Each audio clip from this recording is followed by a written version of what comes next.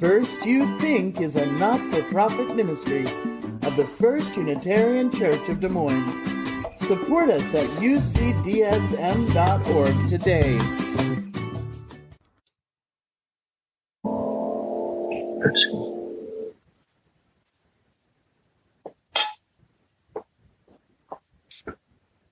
We may give the skeptic their due.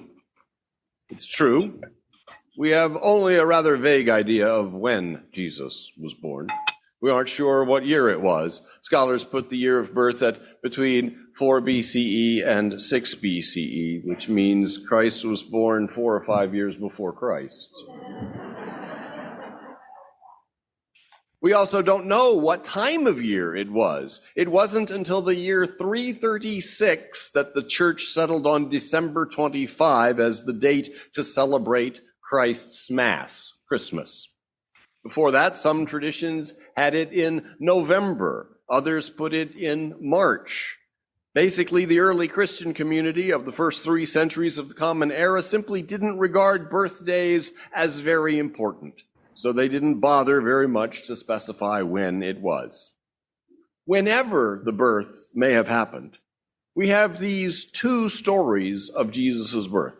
One in the Gospel of Matthew and one in the Gospel of Luke, both of which were written around the year 80 or 90. The other 2 Gospels, Mark and John, make no mention of the circumstances of Jesus' birth.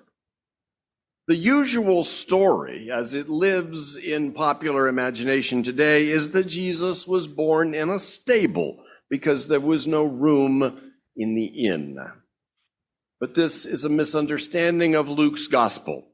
There was no inn and no stable, though there was a manger. At least Luke really did mean to say that there was. So I'm not saying that the story in the Gospels is false or dubious. That's a different conversation. I'm saying the story as we learned it isn't what the Gospels actually say and mean. The story is actually quite a bit closer to the one that Rachel Piet-Jones envisaged, as Heidi shared in our opening reading. For hundreds of years of English translations, we've been reading in the Gospel of Luke that there was no room in the inn. But the translations were off, and the inferences that readers drew have been off. And it's only in the last couple years that an authorized and scholarly translation has come out that got it right. There was no room in the guest room. Let's look at how the English versions of Luke's story have unfolded.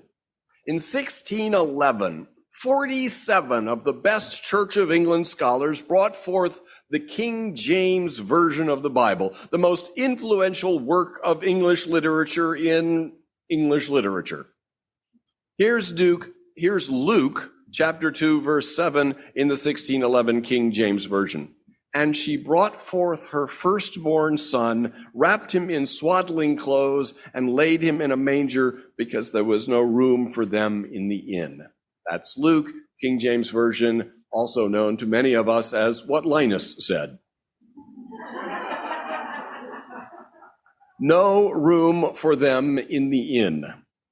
That is such a familiar part of the story, isn't it?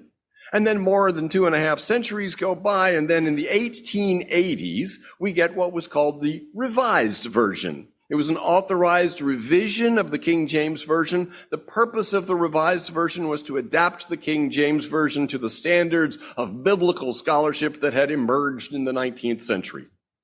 Then in 1901, the American Standard Version appeared, a revision of the Revised Version with American English particularly in mind. The American Standard Version also says, laid him in a manger because there was no room for them in the inn. The American Standard Version was further revised into the Revised Standard Version, which came out in 1952. This 1952 Revised Standard Version was commissioned by the National Council of Churches, and the translation team dug deep into available scholarship to update the 1901 American Standard Version. It was a major development in Bible studies. That 1952 Revised Standard Version changed no room to no place for them in the inn. but it was still imagining that Bethlehem at the time of Jesus' birth had something that could reasonably be called an inn. The Revised Standard Version was good for 37 years until in 1989, the New Revised Standard Version came out. The NRSV, also commissioned by the National Council of Churches, the most significant development in Bible studies in a generation and a half. When I started divinity school in 2000, the New Revised Standard Version was only 11 years old, and there was still a little buzz of excitement about it. The 1989 NRSV was the first one in this sequence to drop the term swaddling clothes. It says, "She wrapped him in bands of cloth and laid him in a manger because there was no place for them in the inn." And then finally, just in 2021, the New Revised Standard Version Updated Edition came out, the NRSV UE, available digitally in time for Christmas that year and in print in early 2022. In the NRSV UE, Luke chapter 2, verse 7 says, "And she gave birth to her firstborn son, and wrapped him in bands of cloth, and laid him in a manger because there was no place in the guest room."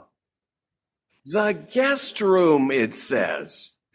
What happened to the inn?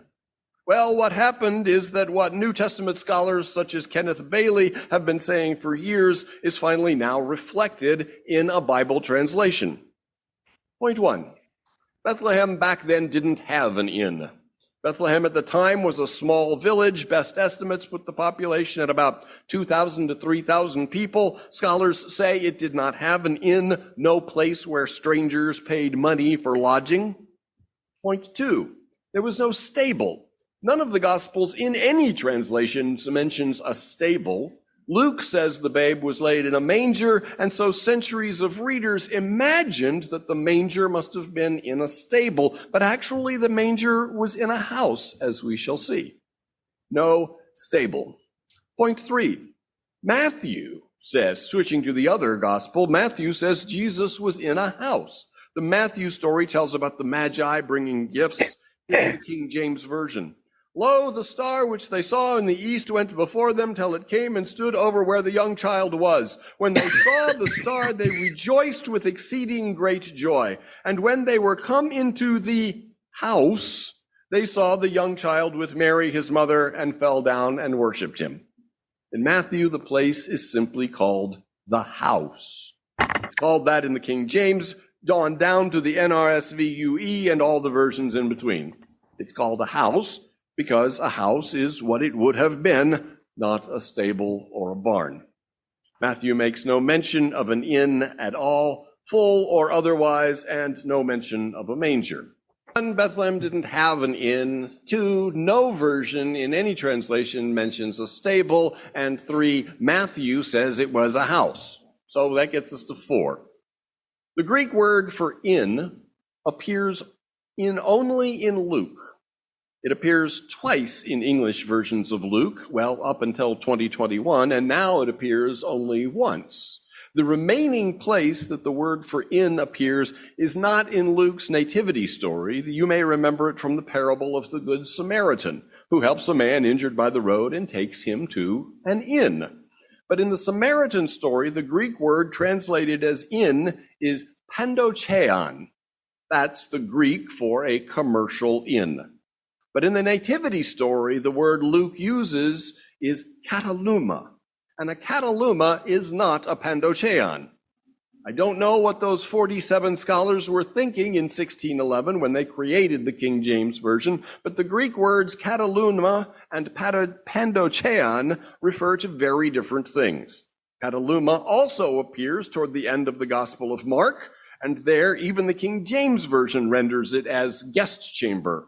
And ever since the 1952 Revised Standard Version, kataluma has been rendered as guest room everywhere in the Bible it appears, except, weirdly, in Luke's nativity story, where it kept being rendered as inn.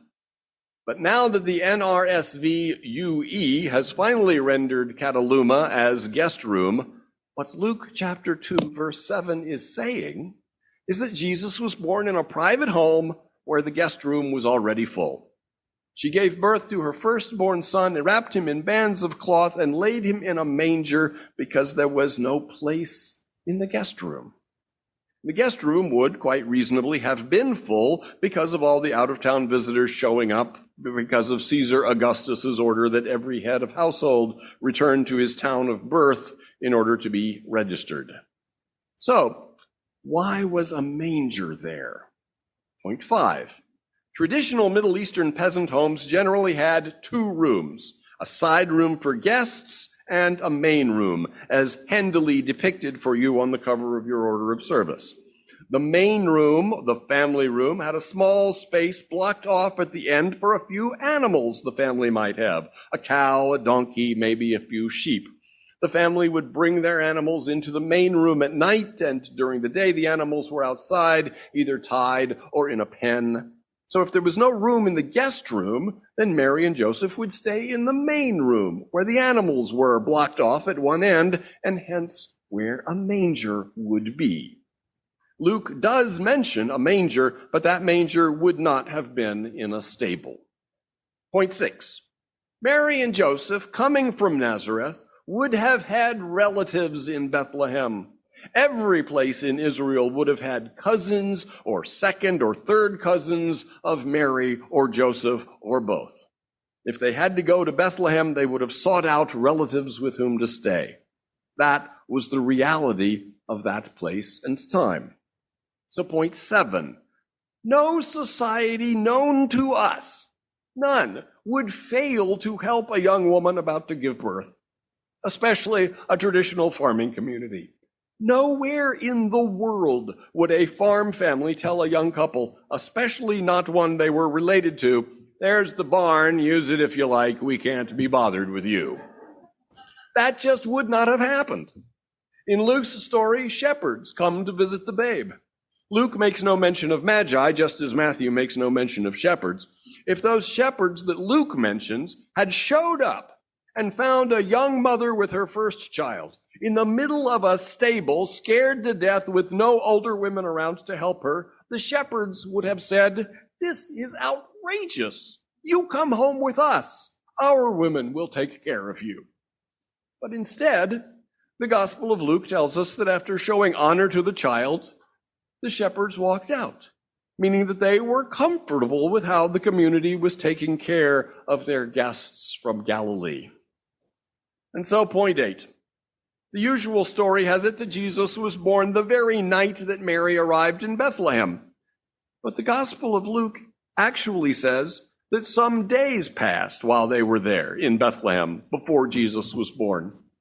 It's a small point, but even if we could somehow imagine grabbing emergency shelter because it was already after dark and Mary was going into labor, it's much harder, given the culture of the time, to imagine her staying there for some days before giving birth.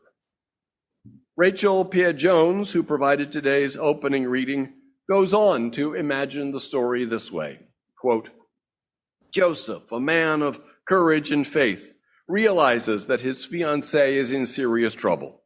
Legally, she could be stoned any day by the villagers because she's pregnant and not married.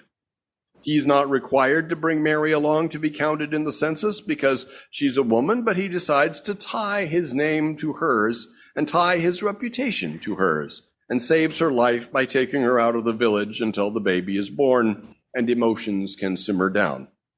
Quite possibly, Joseph's relatives had other distant family in the town for the census, so the upper room was occupied. This meant the couple had to sleep downstairs in the open living space where animals were kept at night for safety and where they ate from troughs dug into the earth at one end of the room. They maybe slept on mats or piles of blankets, just as they would have upstairs. The room was warm, it was sheltered, probably filled with other traveling relatives." End quote. There is an inspiring story here. Not the usual one, but one worth remembering and retelling. It's a story of an ordinary community doing perfectly ordinary things as they were done for centuries before there were hospitals or medical professionals. a family, a community came together to support a young mother and the new life that was born to her, that was born to all of them. There may, after all, be a message of salvation in this story of the birth of a baby. What saves us is sharing. What saves us is coming together in a time of need to be there for each other. What saves us is opening our hearts and hearths and welcoming new life among us. What saves us is love. And what brings forth salvation into this world is community. May it be so. Amen.